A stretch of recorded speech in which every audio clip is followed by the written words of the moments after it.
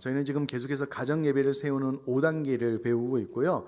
기초 단계가 끝나고 기둥을 세우는 단계까지 배웠습니다. 이제 그 내용을 채우는 벽돌을 채우는 내용을 채우는 단계에 대해서 오늘 배우도록 하겠습니다. 어떻게 보면 가정 예배에 있어서 가장 핵심이 되는 말씀이 될 것입니다. 그동안 우리는 가정 예배를 정의할 때 가족들이 함께 모여서 하나님의 은혜를 기억하고 반응하는 시간으로 정의를 하고 가정 예배를 시작을 했습니다. 저희 가정도 이와 같은 방식으로 가정 예배를 드리다가요, 3주 전에 어떤 이야기를 했냐면, 이렇게만 예배해도 참 좋다. 그러나 혹시 이것이 가족 토론회나 대화의 장 정도로만 머무르면 안 될 것 같다. 이것을 저뿐만 아니라 우리 세 식구가 함께 공감을 하고 공유를 했습니다. 그러면서 시간이 지나면 지날수록 보다 더 형식을 갖춰서 예배했으면 좋겠다라는 의견이 있어서요, 사도신경으로 신앙을 고백하고 또 찬양도 읽고 또 주기도문으로 마치는 예배의 패턴으로 점점 바뀌어 나가고 있습니다.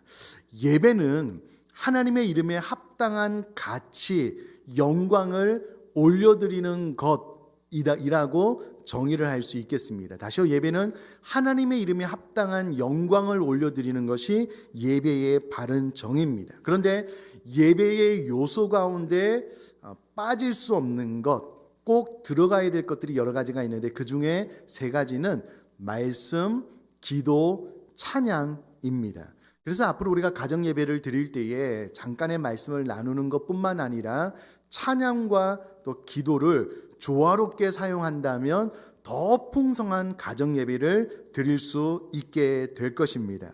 뿐만 아니라 우리 사람은요, 영적인 감수성이 자극받을 때만, 그것이 건드려졌을 때만 영적으로 변화되고 성장하게 되어져 있습니다.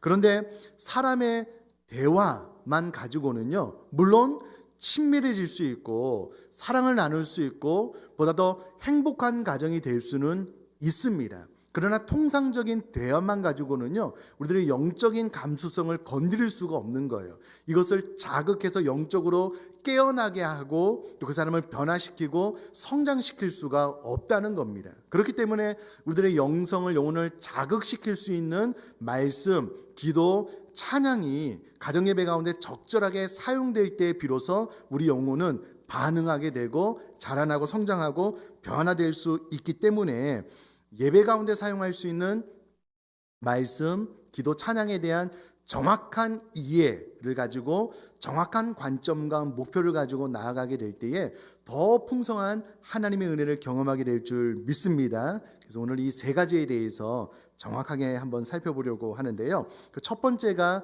말씀에 대한 이해입니다. 오늘 본문 말씀은 다윗이 그의 아들 솔로몬에게 다윗 자신이 죽을 날이 임박하여 내가 곧 생명 호흡이 멈춰질 것을 직감하고 난 후에 그의 아들 솔로몬을 불러서 마지막 유언을 해주는 장면입니다. 그러니까 우리가 유언을 한다라고 했을 때 유언을 길게 할 수는 없잖아요. 짧게, 그리고 당사자가 기나긴 인생을 살면서 경험했던 가장 중요하고 가장 핵심적이고 반드시 이것은 내 자녀가 지켜 행했으면 좋겠다라는 그 본질적인 것을 유언으로 하지 않겠습니까?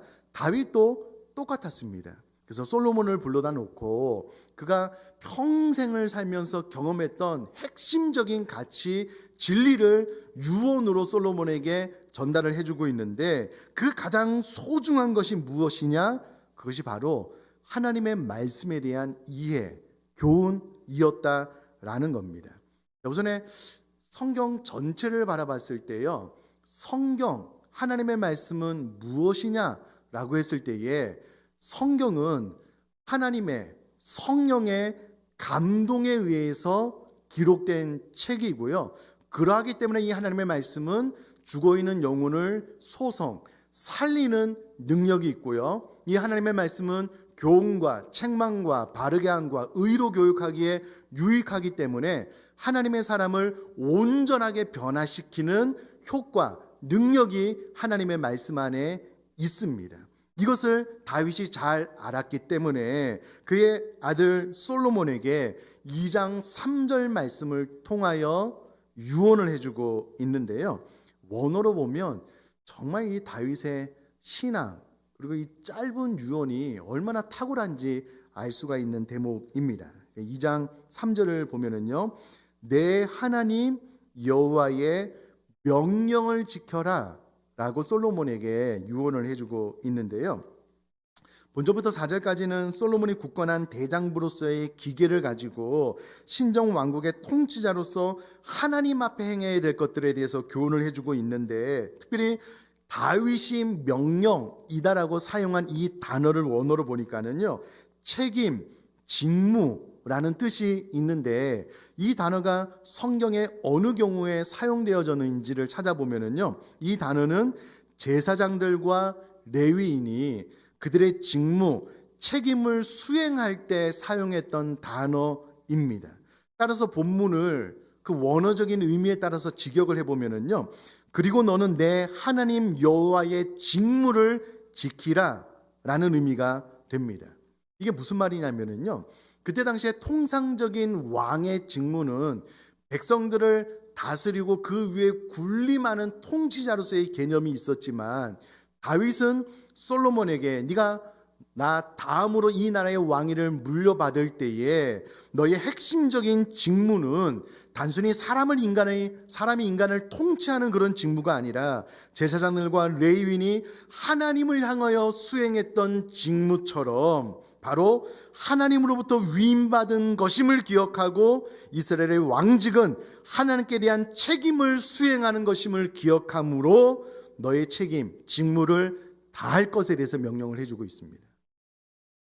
저는 이 대목을 발견하면서 참 놀랐습니다. 인간적으로는 네가 좋은 왕이 되어라 라고 유언을 하는 것이 아닙니다.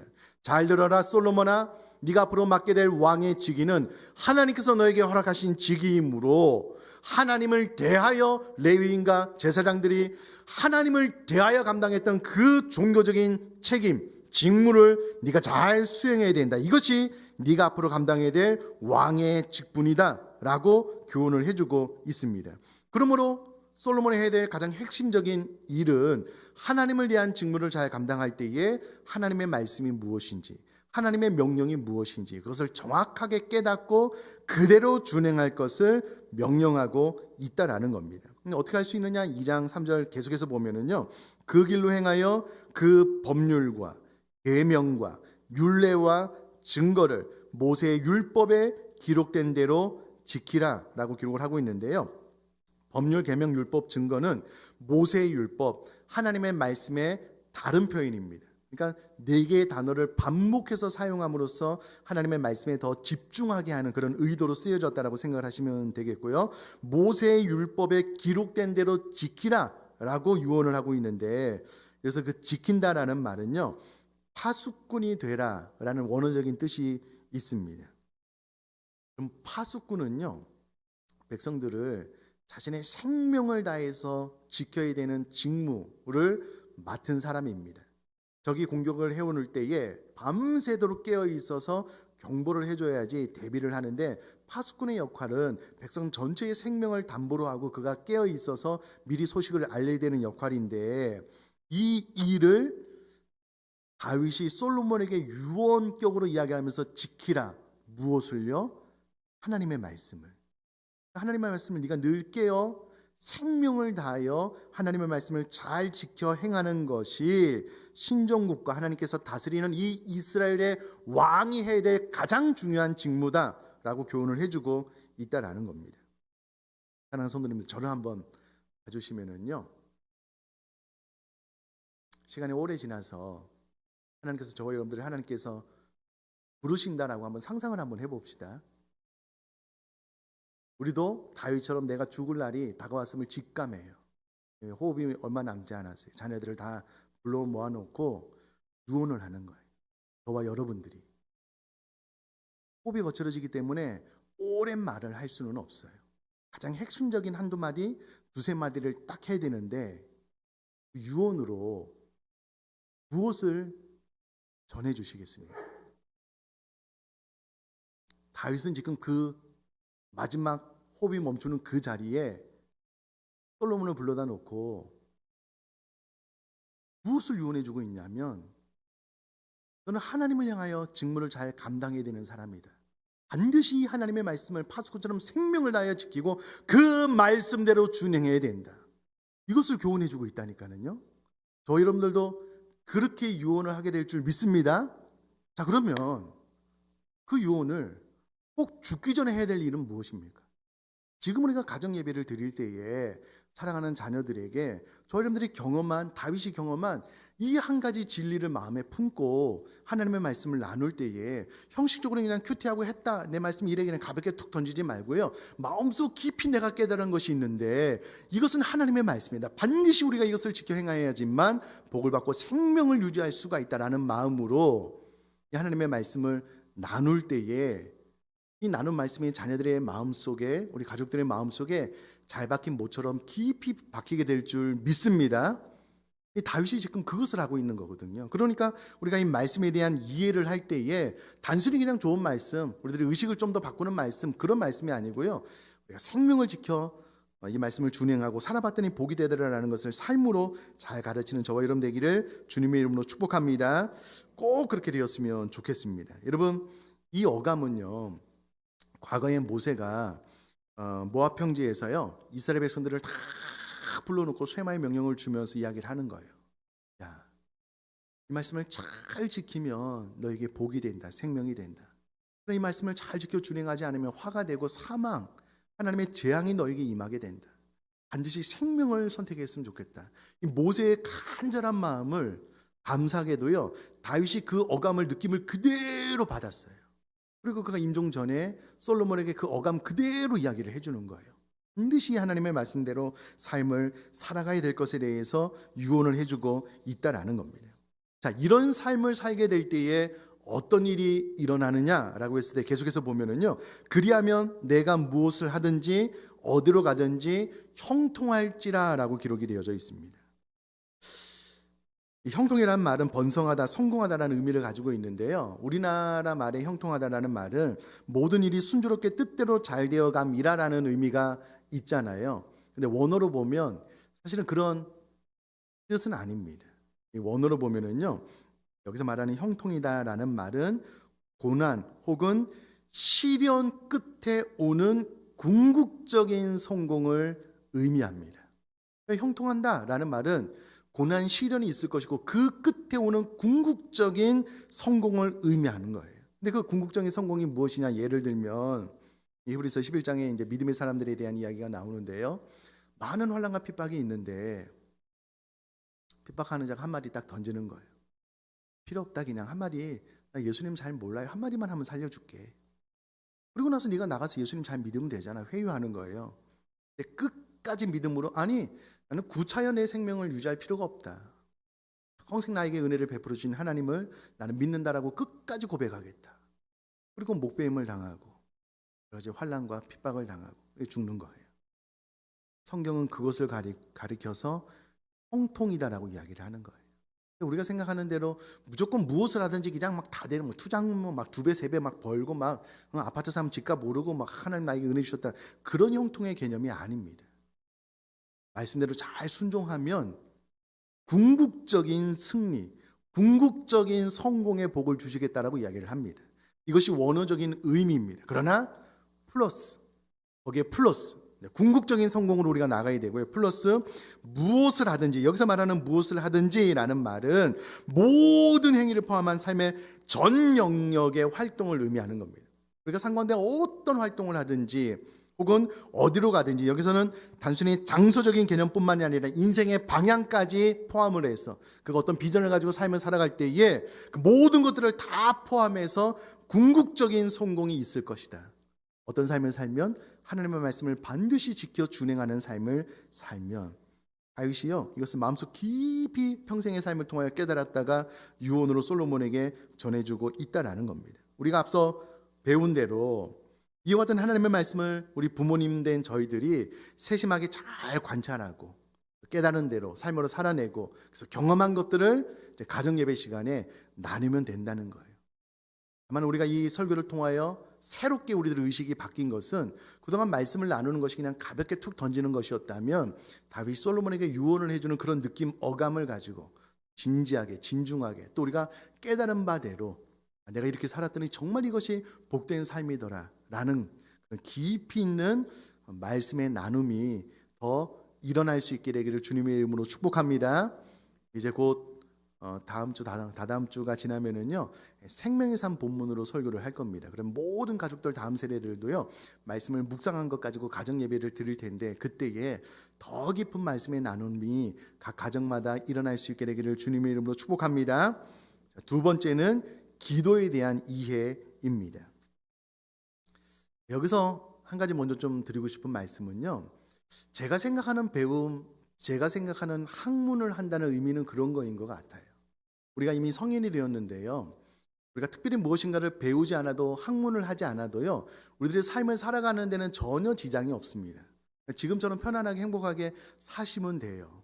근데 우리가 시간을 내어서 무엇인가를 배운다, 학문을 한다라고 했을 때 그 효과는, 전에는 그냥 하나님의 은혜대로 이렇게 삶을 쭉 살았는데 그것이 만족하고 좋았는데요, 무엇인가를 배우고 학문을 하게 되면은요, 그 삶이 이렇게 돌아간 원리를 배우게 돼요.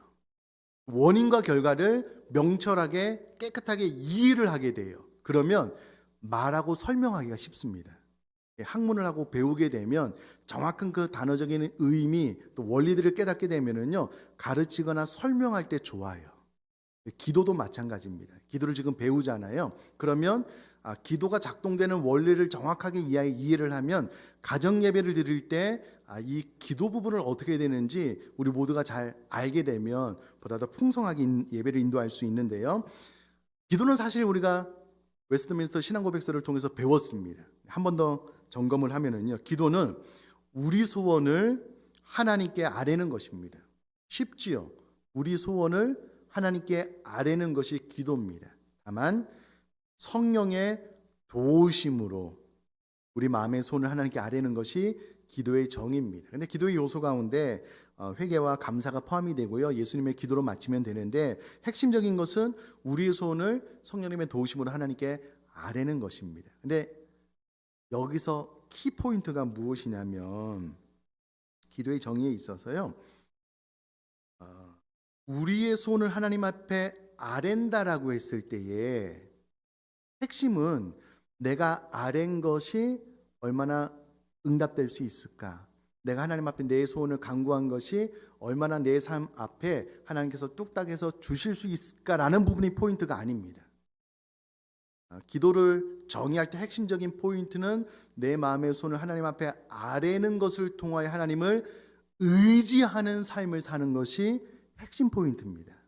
왜냐하면 이 엄청난 세상 가운데 내가 아무리 노력하고 내가 힘을 더해봐도 내 힘으로는 살아갈 수 없는 인생임을 하나님 앞에 고백하는 방식이 기도인 거예요. 하나님, 내 노력으로 내 힘대로 이 세상을 살아보니 안 되더군요. 나는 하나님의 도우심이 필요합니다. 내 마음의 손은 이것입니다. 핵심은 하나님을 의지하는 삶을 살아가는 것이 기도를 한다라고 했을 때 핵심 포인트인 거예요. 여러분, 우리가 가정 예배 드려보면 어린 자녀들의 기도 제목 봤잖아요. 이런 기도 제목이 있어요. 예를 들어서 성탄절이 다가오는데 아이들이 하나님, 나 이런 선물 받았으면 좋겠어요, 기도하잖아요. 하나님께서 주시기도 하는데 누구를 통해 주시냐면 부모를 통해서 주시니까 부모님이 선물을 사주면서 이렇게 이야기를 하는 거예요. 봐라, 하나님께서 너 기도했더니 기도 응답해 주셨잖아. 기도 응답은 이런 거야. 그렇게도 가르쳐야 돼요. 그래, 그렇게도. 그러나 그거보다 더 중요한 것은요, 그 마음의 손을 아랜다라고 했을 때 자녀들이 하나님을 의지하는 인생이 되도록 가르치면서 인도하는 것이 우선이라는 거예요. 자친 여러분, 기도 하나님께서 뚝딱 응답해 주셔 선물 과자를 사주는 방식으로 가르치면은요, 이 아이가 어느 순간 자라나 청소년이 되고 어른이 되면은요, 기도한 모든 것들이 응답되지 않는다는 것을 단번에 알아요. 인생이 그렇게 호락호락하지 않잖아요. 단번에 알아요. 하나님께서 또 그렇게 응답해 주시는 하나님도 아니잖아요. 그럼 실망해요, 좌절해요. 아이들이 하나님 내 기도에 응답해 주시지 않는구나, 이렇게 알게 되잖아요. 그러니까 애당초 기도를 할 때에 그런 관점도 있지만 더 중요한 관점은 하나님을 의지하는 삶을 살도록 기도를 가르칠 때 그런 관점으로 가르치고요. 동일한 맥락에서 기도응답이 무엇이냐라고 했을 때에 기도응답이라는 것은 우리가 바라는 것이 이루어지는 것이 기도응답이 아니라는 거예요. 근데 우리가 그렇게 가르치는 경우가 많았어요. 그게 기도응답이 아니고요. 오히려 우리에게 바라시는 하나님의 뜻이 무엇인지를 우리가 알게 되는 것이 기도응답입니다. 플러스 그렇게 알게 된 하나님의 뜻을 기쁨으로 받고 수용할 수 있는 내가 되는 것이 기도응답의 핵심입니다. 가장 좋은 예는 예수님의 겟세마네 동산의 기도겠죠. 예수님도 마음에 손이 있었어요. 하나님 말씀만 있다면 이 잔을 나에게서 지나가게 해달라고. 그러나 나의 원대로 마옵시고 아버지의 뜻대로 되기를 원합니다. 그렇게 기도했고요. 아버지의 뜻이 이해가 됐고 그 뜻을 예수님께서 수용하고 받아들이심으로 십자가를 지셨잖아요. 이게 기도응답이라는 거예요. 그러므로 여러분 우리가 가정 예배 드릴 때 저희 집도 기도 제목 받고 같이 기도해요. 그러나 그 응답이라는 것이 내가 하나님 앞에 내 마음의 손을 아래고 응답되면 야 이게 하나님의 응답이다 이런 식으로 가르치면 나중에 낭패를 보게 되신다는 거예요. 기도를 통하여 하나님을 의지하는 인생이 되어야 된다라고 기도를 가르치고 그러니까 우리 마음의 손을 가지고 기도하면 하나님께서 응답해 주실 거예요. 응답해 주셔요. 그렇게도 가르쳐야 돼요. 그러나 더 본질적인 가르침은 나의 뜻보다 하나님의 뜻이 무엇인지 묻고 그것을 이해하고 그 뜻이 내 뜻과 같지 않아도 하나님의 뜻에 내는 나 자신을 맞춰 나가게 될 때에 진정한 의미에서 기도가 응답되는 거야. 기도 응답은 그렇게 받는 거야 라는 것을 오랜 가정 예배를 통하여 가랑비에 옷 젖듯이 계속해서 이런 관점으로 가르치는 거예요. 여러분 관점이 기도는 하면 하나님께서 응답해 주시는 관점으로 가르치면 그 끝에 반드시 실망과 좌절이 오기 때문에 기도에 대한 명쾌한 방향성을 마음속에 새기고 함께 통성으로도 기도하고 응답 받았는지 체크도 해야 되겠지만 그러나 기도가 무엇이고 기도 응답이 무엇인지를 정확하게 이해했다면 이와 같은 관점으로 기도를 가정예배 가운데 잘 이끌어갈 수 있는 저와 여러분 될 수 있기를 주님의 이름으로 축복합니다. 네, 이게 기도응답이에요. 최악의 경우에는요, 가정에 중요한 문제가 있어요. 가족들이 싹 통성으로 기도하는 거예요. 기도응답이 안 됐어요. 제일 먼저 부모님이 실망하는 거예요. 좌절하는 거예요. 에이, 기도해도 소용도 없고. 이렇게 하면 망하는 겁니다. 그렇게 하지 마시고요. 이러한 원리가 있구나라는 것을 잘 이해하시면 좋겠습니다. 자, 셋째는 찬양에 대한 이해입니다. 우리가 잘 아는 이사야 43장 21절은요. 이 백성은 내가 나를 위하여 지었나니 나를 찬송하게 하려 함이니라 라고 기록함으로써 하나님께서 우리를 지으신 목적 자체가 무엇이냐면 하나님을 찬송하게 하기 위함이다 라고 기록을 합니다. 그러므로 찬송은요. 찬송을 통한 그 이후에 하나님의 은혜, 찬송을 통한 마음의 위로를 받는 것이 아니고 찬송 자체를 드리는 것이 목적입니다. 그래서 가정예배 가운데 전에는 잠깐 동안 말씀을 나누고 기도를 마쳤다면 이제는 꼭 찬양을 넣으시면 좋겠다라는 거예요. 왜냐하면 찬송 자체가 예배의 요소고 찬송 자체가 하나님께서 우리를 지으신 목적이기 때문에 그렇다라는 거예요. 자, 그러면 찬양이 도대체 무엇이냐라고 했을 때 원어로 보니까는요. 칭찬하다, 갈채를 보내다, 자랑하다, 말이나 노래도 높이다 그런 의미가 있습니다. 그냥 자랑하는 것, 박수를 보내는 거, 환호하고 와 대단하십니다 이렇게 해주는 것이 찬양이다라는 거예요. 원어적인 의미가. 그런데 이와 같은 원어적인 의미 플러스 찬양을 다시금 좀 풀어서 정의를 해보면 주보에 잘 정리가 되어져 있는데요. 한 번 더 말씀드리면 찬양이란 어떤 대상에 대해 그 대상의 능력과 성품과 업적 등에 대하여 구체적인 언급을 하고 그것을 선포하거나 격찬하고 자랑하는 모든 행위가 찬양입니다. 한 번만 더 해볼게요. 찬양이란 어떤 대상에 대해서 그 대상의 능력과 성품과 업적 등에 대하여 구체적으로 언급을 하고 그것을 선포하거나 격찬, 칭찬, 자랑하는 모든 행위가 찬양이다라는 겁니다. 찬양에 노래도 포함이 되지요. 찬양이 이꼬르 노래는 아닙니다. 다시요. 찬양이라는 광범위한 포괄적인 의미 안에 한 방법으로 노래가 들어와 있는 것이지 찬양 자체 이꼬로 노래는 아닙니다. 하나님을 자랑하고 선포하는 모든 행위가 찬양이기 때문에 그것이 노래도 표현될 수도 있고 말로도 표현될 수가 있는데요. 하나님을 찬양하는 최선의 방법 가운데 하나가 사실은 전도입니다. 전도를 하면요, 상대방에게 와, 하나님이 나에게 이런 구원의 은혜를 주셨어. 하나님 너무나도 놀라우신 분이고 하나님 나에게 이와 같은 일을 행하셨어. 너도 예수 믿으면 복받아. 하나님 대단한 분이야. 이게 찬양 가운데 하나입니다. 말로 얼마든지 할 수 있기 때문에 노래를 못해도 상관이 없다라는 거고요. 꼭 찬양은 노래로만 표현될 필요가 없고요. 말로도 하나님 놀라우신 분입니다. 계속해서 선포하면서 찬양을 할 수 있다라는 겁니다. 그러면 어떤 것이 찬양이고 어떤 것이 찬양이 아닌지 우리가 또 구별을 해야 되는데요. 엄밀한 의미에서 이와 같은 것은 찬양은 아닙니다. 한번 들어보셔요. 우리 모두 다 함께 주 하나님을 찬양합니다. 찬양, 찬양. 오, 주님을 찬양합니다. 할렐루야, 할렐루야. 여러분, 이것은 엄밀한 의미에서 찬양이 아닙니다. 찬양할 때 사용할 수 있어요. 그런 엄밀한 의미에서 찬양은 아니라는 거예요. 왜 그러냐면 잘 생각을 해보셔요. 어떤 집사님의 손주가 있는데 손주를 찬양하는 거예요. 찬양 이꼬로 자랑하다, 칭찬하다 같은 말이거든요. 손주를 칭찬하는 거예요. 저와 여러분들이. 근데 이렇게 한다라고 한번 생각을 해보셔요. 와, 집사님의 손주 자랑합니다. 집사님의 손주 찬양합니다. 진정으로 찬양해요. 큰 소리로 찬양해요. 손뻑치면서 막 찬양해요. 이렇게 한다라고 생각을 해보셔요. 그러면 그분이 뭐를요? 뭐를 지금 칭찬하는 거예요? 그거는 모르겠고 그냥 칭찬합니다. 칭찬합니다. 이거는 엄밀한 의미에서 칭찬이 아니라는 거예요. 찬양이 아니라는 거예요. 찬양은 다시 한번요. 어떤 대상에 대해서 그 대상의 능력과 성품과 업적 등 구체적인 언급을 하고 그것을 선포하거나 격찬, 칭찬하거나 자랑하는 모든 행위가 찬양이다라는 겁니다. 그래서 찬양을 하려면 이렇게 해야 돼요. 손주를 딱 봤어요. 우와, 어떻게 이렇게 잘생겼냐고. 딸이면 어떻게 이렇게 이쁘게 생겼냐고, 사랑스럽다고. 이게 찬양이에요. 대상 자체를 찬양하는 거고요. 또요, 우와, 집사님의 손주가 어떻게 그렇게 똑똑하냐고, 어린아이 어떻게 그렇게 한글을 다 뗐냐고. 이렇게 하면 그 손주의 능력을 찬양하는 거예요. 능력을.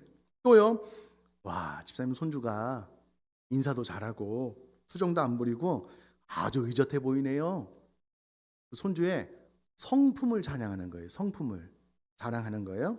와, 유치원에서 상 받았다면서요. 와, 학교에서 장학금도 받았다면서요. 대단하네요.